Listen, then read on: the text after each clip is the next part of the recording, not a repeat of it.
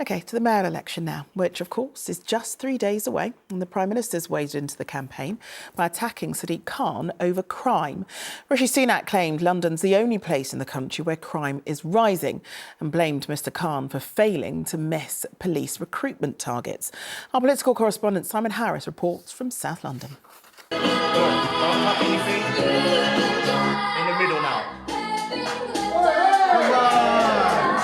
Sadiq Khan was trying his hand at a spot of DJing, not because he needs a new career, at least he hopes not, but because this weekly DJ workshop in Croydon is part of a City Hall funded scheme to help young people steer clear of knife crime, something which is far worse in London than anywhere else in Britain.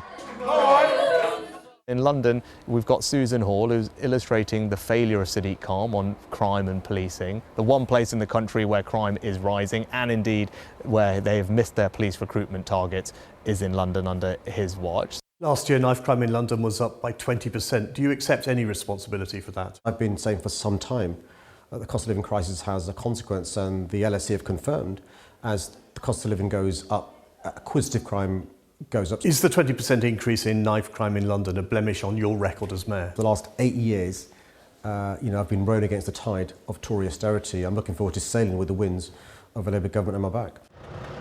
Election battle buses have been noticeably absent from this campaign, but with 3 days to go, Susan Hall has adopted a 1960s route master. The Conservative candidate rolled into Wallington in South London, where she was met by a group of committed anti-ULEZ campaigners. Will you continue to fund Sadiq Khan's violence reduction unit? I'm certainly looking into that. Yes, certainly parts of it I will, but I'll have to see where money is being wasted, because that's what Sadiq Khan, he wastes our money, your money, my money. And it's important that every penny goes into the right places. And that is stopping knife crime that we've got on our streets.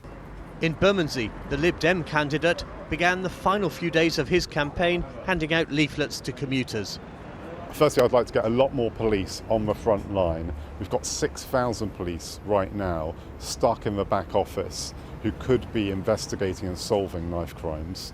Secondly, I'd prioritise getting a much stronger relationship between the community and the police. That would allow us to get the intelligence to find out who is carrying a knife and take them off the streets. I also don't think the current mayor has done enough to address the institutional racism, homophobia, misogyny and disableism within the current police service, so people don't feel like they trust a service to be able to kind of raise issues with them. So they can't effectively address crime. According to the most recent opinion poll, Sadiq Khan still enjoys a commanding lead over his Tory opponent. Turn him into a DJ, ladies and gentlemen.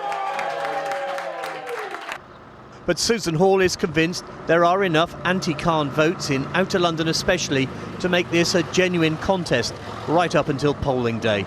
Simon Harris, ITV News, Wallington. Well, here's a list of the candidates standing to be Mayor of London. They're all on your screen now. The election is on Thursday. And you can see all the priorities of all those candidates on our website. Head to icv.com/London.